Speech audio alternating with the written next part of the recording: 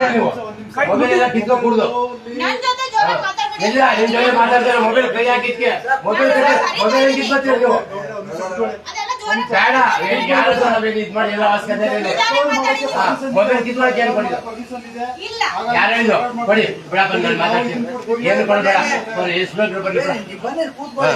Madam ನಮಸ್ಕಾರ ಬಂಧುಗಳೇ ಇವತ್ತು ನಾವು ಸ್ಟೇಷನ್ ಇವತ್ತು ನಾವು ಬೆಳ್ಳೂರು ಪೊಲೀಸ್ ಸ್ಟೇಷನ್ ಬಂದಿದ್ವಿ ಬೆಳ್ಳೂರು ಸ್ಟೇಷನಿನ ಪೊಲೀಸ್ನವರ ಬೇಜವಾಬ್ದಾರಿ ನಮ್ಗೇನೆ ಇಷ್ಟು ಧಮಕಿ ಹಾಕ್ತಾರೆ ಇವರು ಅಂದ್ರೆ ಜನಸಾಮಾನ್ಯರಿಗೆ ಯಾವ ತರ ಧಮಕಿ ಹಾಕ್ತಾರೆ ಪೊಲೀಸ್ನವರು ಅನ್ನೋದು ಯೋಚನೆ ಮಾಡ್ಬೇಕು ಇಲ್ಲಿನ ಸಿಬ್ಬಂದಿ ತೋರ್ಸಪ್ಪ ನೋಡಿ ಇಲ್ಲಿನ ಮಹಿಳಾ ಸಿಬ್ಬಂದಿ ಬಹಳ ಮೊಬೈಲ್ ನ ಅವ್ರ ಮಹಿಳಾ ಸಿಬ್ಬಂದಿ ಮೊಬೈಲ್ ನ ಕಿತ್ಕೊಳ್ಳಕ್ಕೆ ಟ್ರೈ ಮಾಡ್ತಾ ಇದಾರೆ ಮೊಬೈಲ್ ನ ಕಿತ್ಕೊಳ್ಳೋಕೆ ಹಕ್ಕಿ ಯಾರು ಕೊಟ್ಟಿದ್ದು ಇವ್ರಿಗೆ ಅನ್ನೋದು ನಮ್ಮ ಪ್ರಶ್ನೆ ಇವಾಗ ಇಲ್ಲಿ ಜನಸಾಮಾನ್ಯರಿಗೆ ಲೈವ್ ಮಾಡ್ತೀವಿ ನಮ್ಗೆ ಹಕ್ಕಿದೆ ನೀವು ಕೇಳೋ ಅವಶ್ಯಕತೆ ಇಲ್ಲ ಮೇಲಧಿಕಾರಿ ಎಲ್ಲ ಕರೆಸಿ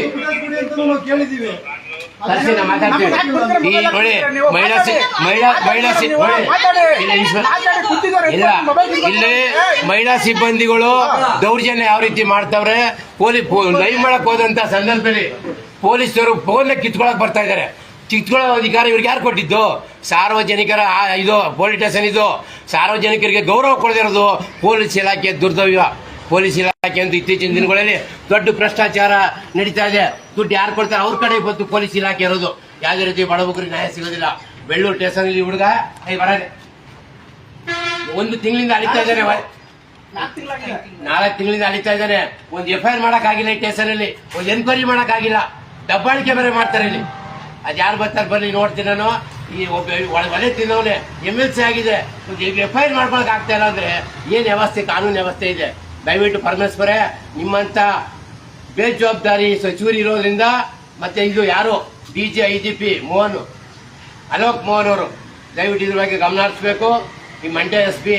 ಮಲ್ಲಿಕಾರ್ಜುನ್ ಅವರು ಇದ್ರ ಬಗ್ಗೆ ಮಾನ್ಯ ಮಾತಾಡಿದೀವಿ ಅವರು ಫೋನ್ ಮಾಡಿ ಹೇಳವ್ರೆ ಆದ್ರೂ ಬೇಜವಾಬ್ದಾರಿಯಿಂದ ನಡ್ಕೊತಾ ಇದ್ದಾರೆ ಇಲ್ಲಿ ಬಂದಿರುವಂತ ಇನ್ಸ್ಪೆಕ್ಟರ್ ರವಿಕುಮಾರ್ ಅಂತ ಹೇಳ್ಬಿಟ್ಟು ಫಸ್ಟ್ ನಾಗಮಂಗಲ ರೂರಲ್ ಇದ್ರು ಆಮೇಲೆ ಇವಾಗ ಬೆಳ್ಳೂರು ಬಂದಿದ್ದಾರೆ ಇದಕ್ಕಿಂತ ಮೊದಲು ಮಂಡ್ಯದಲ್ಲಿ ಗ್ರಾಮಾಂತರ ಸ್ಟೇಷನ್ ಇದ್ದ ವ್ಯಕ್ತಿ ಯಾಕಂದ್ರೆ ಇವರು ಸ್ವಲ್ಪ ಬೇಜವಾಬ್ದಾರಿ ಅಂತ ಹೇಳ್ಬೋದು ಜನಗಳಿಗೆ ಮರ್ಯಾದೆ ಕೊಡೋದಿಲ್ಲ ದಯವಿಟ್ಟು ಪೊಲೀಸ್ ಇಲಾಖೆ ಬಂದಂತೆ ಜನಗಳನ್ನ ಗೌರವದಿಂದ ಮಾತಾಡ್ಬೇಕು ಇದರ ದೌರ್ಜನ್ಯಕ್ಕೆಲ್ಲ ಬಗ್ಗರಲ್ಲ ನಾವು ದಯವಿಟ್ಟು ಈ ಲೈವ್ ಇರಲಿ ಯಾರು ಇನ್ಸ್ಪೆಕ್ಟರ್ SP ಫೋನ್ ಮಾಡ SP ನಂಬರ್ ಫೋನ್ ಹಂಗೆ ಇರಲಿ ಹಂಗೆ SP ಫೋನ್ ಮಾಡ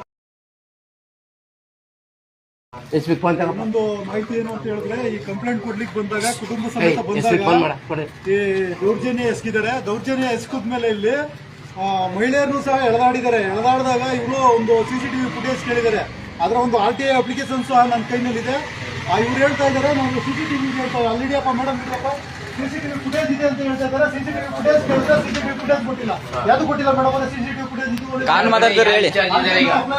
CCTV ಇದೆ ಅಂತ ಹೇಳ್ತಾ ಇದ್ದೀರಲ್ಲ ಯಾವಾಗ ಕೊಡೋದು CCTV ಫುಟೇಜ್ ಈಗ ಸ್ಟೇಷನ್ ಅಲ್ಲಿ ಏನು ನಡೀತಾ ಇದೆ ಅಂತ ಹೇಳ್ಬಿಟ್ಟು ನಾವು CCTV ಐತೆ ಅಂತ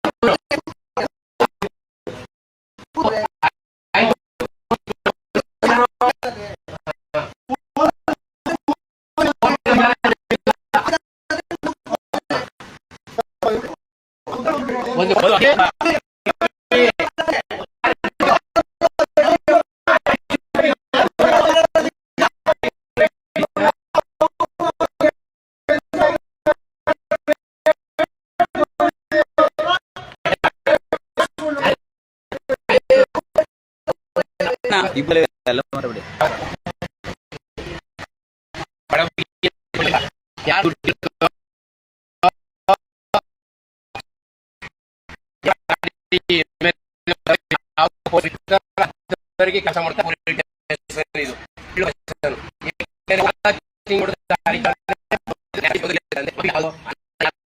ಹೋಗುವಂತ ಈ ಪೊಲೀಸ್ ನೋಡ್ತಾ ಇದೀವಿ. ನೀವು ಎಸ್ ಪಿ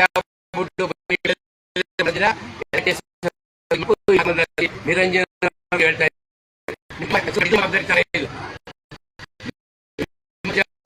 ಇವತ್ತು ಬರ್ಬೇಕು. ದಯವಿಟ್ಟು ಇನ್ನು ಲೈವ್ ಇದೆ, ನಾವು ತೋರಿಸ್ತಾ ಇರ್ತೀವಿ.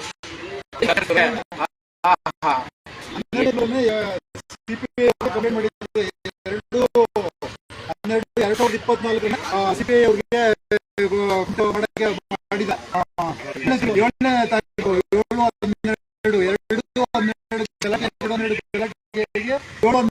ಸಿಪಿಐ ಅವರು ಕಂಪ್ಲೇಂಟ್ ಆಗಿದೆ. ಸಿಪಿಐ ಕಂಪ್ಲೇಂಟ್ ಆಗಿಲ್ಲ ಇದುವರೆಗೂ ಸ್ಥಳೀಯ ಸ್ಟೇಷನ್ ಬೆಂಗಳೂರು ಪೊಲೀಸ್ ಒಂದು ಡೈರೆಕ್ಷನ್ ಕೊಟ್ಟಿಲ್ಲ. ಏನು ಕೊಟ್ಟಿಲ್ಲ?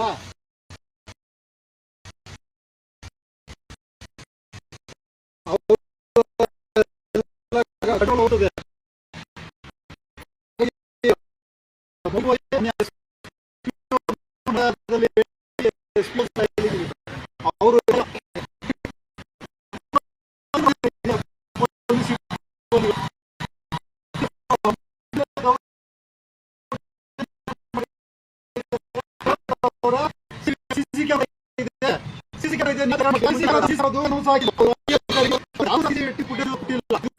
ಹೇಗೆ ನಂಬೋದೀಗ? ಈಗ ಅವರೇ ಸರಿಯಾಗಿರ, ಪೊಲೀಸರೇ ಸರಿಯಾಗಿರ್ತಾರ? ಎಲ್ಲ ವಿಷಯವನ್ನು ಸಾರ್ವಜನಿಕರಾದ್ರೆ ಎಲ್ಲ ತಪ್ಪಾಗಿದ್ದಾರ? ಯಾಕೆ ಈ ತರ ಮಾಡ್ತಾ ಇದಾರೆ? ಅದೇ ಕುಟುಂಬದಲ್ಲಿ ಗಲಾಟೆಗಳಾಗಿದೆ. ಅಲ್ಲಿ ಎಲ್ಲ ಪ್ರತಿಯೊಂದು ಹಾಗೆ ಆಗುತ್ತೆ, ಪ್ರತಿಯೊಂದು ಕುಟುಂಬ ಹಾಗೆ ಆಗಿದೆ. ಆದ್ರೆ ಕಷ್ಟ ಕೋರ್ಟಿಂದ ಸೂಚನೆ ಬಂದಾಗ ಆ ವ್ಯಕ್ತಿ ಅವ್ರ ಮನೆಗೆ ಹಾಗೆ ಏಕಾಏಕಿ ಹೋಗಿ ಇರ್ಕಿಲ್ಲ. ಆದ್ರೆ ಕಂಪ್ಲೇಂಟ್ ತಗೊಂಡು ಎಫ್ಐಆರ್ ಹಾಕಿ ತನಿಖೆ ಮಾಡೋದು ಜವಾಬ್ದಾರಿ ಪೊಲೀಸ್ನವರು ಜವಾಬ್ದಾರಿಯ ನುಡಿಸ್ತಾ ಇದ್ದಾರೆ. ಇಲ್ಲಿ ಇನ್ಸ್ಪೆಕ್ಟರ್ ರವಿಕುಮಾರ್ ಹೋಗಿಲ್ಲ, ಅದೇ ಇನ್ನೂರು ಸಹ ಹಾಕೊಡ್ವಿ ಈಗ ಹೇಳ್ತಾ ಇದ್ದಾರೆ. ದಿನ ಏನ್ ಮಾಡ್ತಾರೆ? ಕಂಪ್ಲೇಂಟ್ ಏನ್ ಮಾಡ್ತಾ ಇದ್ರು? ಆದ್ರೆ ಎಷ್ಟು ದಿನ ಇವರು ಬೇಕಾ ಕಂಪ್ಲೇಂಟ್? ಒಂದು ಕಂಪ್ಲೇಂಟ್ ತಗೊಳ್ಳೋಕೆ ಇನ್ಯಾವ ರೀತಿಯಲ್ಲಿ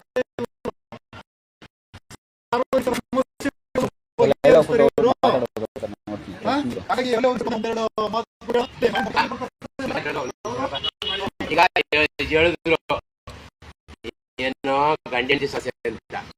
ಗಂಡಂದಿ ಸಮಸ್ಯೆ ಕೋರ್ಟ್ ಕೇಸ್ ಐತೆ, ಕೋರ್ಟ್ ಪ್ರಕಾರ ಒಂದು ಫ್ಯಾಮಿಲಿ ಬಗ್ಗೆ ಮಾತಾಡೋಣ. ಅದೇನು ಕಾನೂನಲ್ಲಿ ಕೋರ್ಟಲ್ಲಿ ಆಗುತ್ತೆ. ಯಾರ್ದು ಇದು ಗಂಡಂದಿ ಸಂಬಂಧ ಬಾಳ ಸಂತೋಷ, ಬಾಳೆ ಅವ್ರ ಸಂಬಂಧ.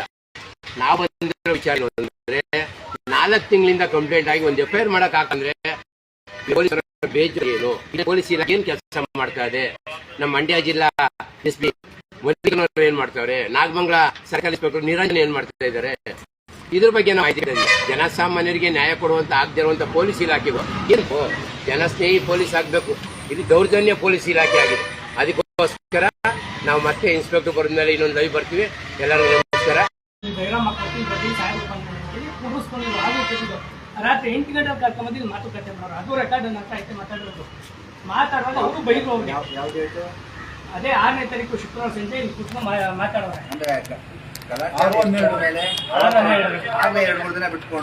ಒಂದು 1ನೇ ತಾರೀಕು 1ನೇ ತಿಂಗಳು 6ನೇ ತಾರೀಕು ಕರ್ಬಿಟ್ಟು ಮಾತಾಡೋರು. ಅದು ರೆಕಾರ್ಡ್. ಅವ್ರು ಏನೇನು ಮಾತಾಡೋರು ಎಲ್ಲ ರೆಕಾರ್ಡ್. ಬೈದು ಎಲ್ಲ ಆಯ್ತು. ಅವಾಗ ನಮ್ಮ ಮಕ್ಕಳು ಕೇಳೋರು ಬರ್ತೀವಿ. ಏನ್ ಸರ್ ನಮ್ಗೇನೋ ಕೊಡಿ, ಅವ್ರು ನಮ್ದು ಏನು ಬೇಡ, ನಮ್ಗಿಲ್ಲ ಒಂದು ಎಫ್ಐಆರ್ ಕೊಡಿ, ಒಂದು ಅಕ್ಲಿಮೆಂಟ್ ಕೊಡಿ ಅಂದ್ರೆ ಏನೂ ಕೊಡ್ಲಿಲ್ಲ. ಅವಾಗ ನಾನೇ ಮಾಡಿದ್ರೆ ನಾನೇ ನಮ್ಮ ಮಕ್ಕಳನ್ನ ಕರ್ಕೊಂಡು ಏನು ಕೊಡ್ಲಿಲ್ಲ ಸರ್. ಕಂಪ್ಲೇಂಟ್ ತೊಗೊಳ್ಳಿಲ್ಲ. ಈಸ್ ಮಾಡಿಕೊಂಡು ಅಷ್ಟೇ ಹೊತ್ತು ನನಗೇನು ಕೊಡಲಿಲ್ಲ. ಹಾಗೆ ಮಾಡಿದ್ರೆ ನಮ್ಮ ಮಕ್ಕಳು ಕರ್ಕೊಂಡು ನಾನೇ ಹೋಗ್ತಾರೆ. ಹೋಗಿ ರಾತ್ರಿ 8 ಗಂಟೆಗೆ ನಮ್ಮ ಮಕ್ಕಳು ಬಸ್ ಹಸ್ಬಿಟ್ಟು ನಾನು ಆ ಕಡೆ ಹೋಗಿದ್ದೀನಿ. ನಾನು ಚಿಕ್ಕ ಹೋಗಿದ್ದೀನಿ. ಹಾಕೊಂಡು ನಾನು ಹೆಂಗ್ ಬರ್ಲಿ ಒಬ್ಬ ಅಂದ್ಬಿಟ್ಟು ನಾನೇ ಮತ್ತೆ ಬಿಡಿ ಸರ್ ನಾಳೆ ಬರ್ತೀನಿ ಅಂತ ಹೊರಟೋಗಿ. ಅದಾದ್ಮೇಲೆ ಇವತ್ತಿಗೆ ಒಂದು 5 ಸಾರಿ 6 ಸಾರಿ ಬಂದಿದ್ದೀನಿ. 7-8 ಸಾರಿ ಬಂದಿದ್ದೀನಿ ನೋಡಿ. ಇವರು ಮತ್ತೆ ನಮ್ಮ ಇವ್ರನ್ನ ಕರ್ಕೊಂಡು ಇವರು 3 ಸಾರಿ 4 ಸಾರಿ ಬಂದಿದ್ದೀನಿ.